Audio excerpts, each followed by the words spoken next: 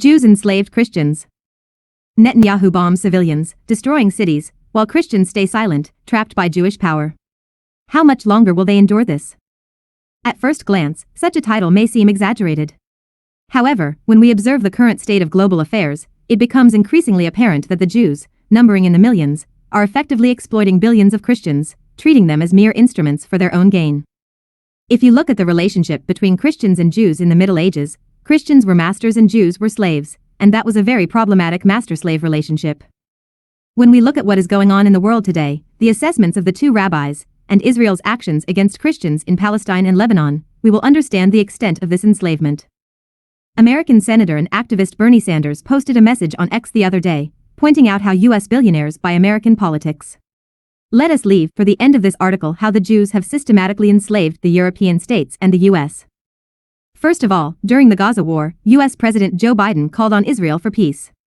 Immediately after this call for peace, Israel bombed a prominent Christian church in Gaza. Instantly after that, when another call for peace came from the U.S., Benjamin Netanyahu's Israel did not hesitate to mercilessly bomb a hospital run by Christians. It is not uncommon for Jews to literally spit in the faces of Christians as they pass on the streets of Israel, and many Christians are subjected to such treatment on the streets of Jerusalem. Although evangelical Christians and Jews are intertwined in their beliefs about the Messiah and the Mahdi, the fact is that Jews believe that they are divine human beings who exist in the name of God and that other human beings are half human and half animal. And in this respect, they do not distinguish much between Christians and Muslims. I will present the assessment of two rabbis, one in Israel and one in the U.S. An elderly rabbi is being interviewed by a journalist.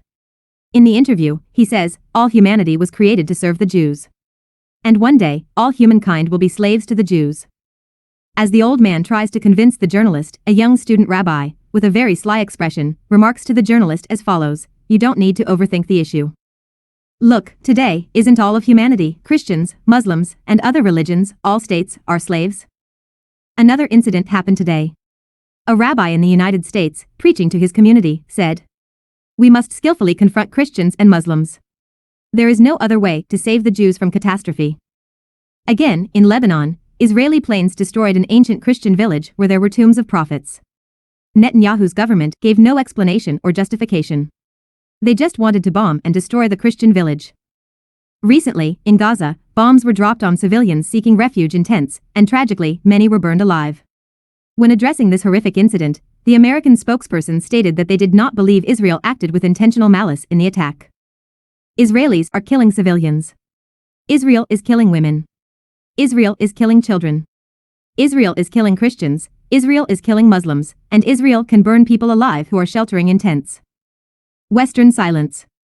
Western countries have largely remained silent or indifferent regarding this tragedy. Only Ireland, Spain and Norway have taken any notable stance. Beyond these exceptions, most Western nations appear to tacitly support or at least turn a blind eye to the massacre. France and Britain have a reason to be uneasy. The International Criminal Court, ICC, may eventually declare Israel guilty of war crimes and genocide, even if the decision is delayed. Under international law, to which European states are signatories, supplying weapons and ammunition that contribute to the massacre of children and civilians or acts of genocide also makes these countries complicit in the crime. In this context, the recent actions of French President Emmanuel Macron and the leadership of the United Kingdom should be closely observed. As Sanders' message on X suggests, it's widely understood how the political system operates in the United States. Securing Jewish financial backing and campaign support is crucial for a Harvard or Columbia graduate or any well-qualified Christian candidate aiming for a political career.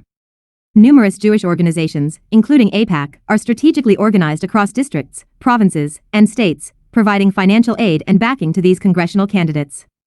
Moreover, these organizations openly state on their websites that the overwhelming majority of both Democrats and Republicans are funded and enslaved by them. With their monopoly on finance, media, and government, the Jews have all the Western states under their control.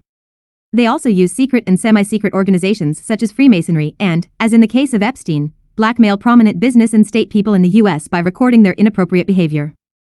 Therefore, from espionage to marginalization, from financial support to media threats, any individual Christian is prevented from taking a stand against the Zionist system, organization, and Israel globally.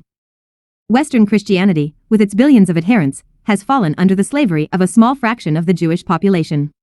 In this context, Netanyahu continues to bomb civilians, take innocent lives, and devastate cities, while Christians, whether they're villages, churches, or families are targeted, remain silent, enslaved by Jews.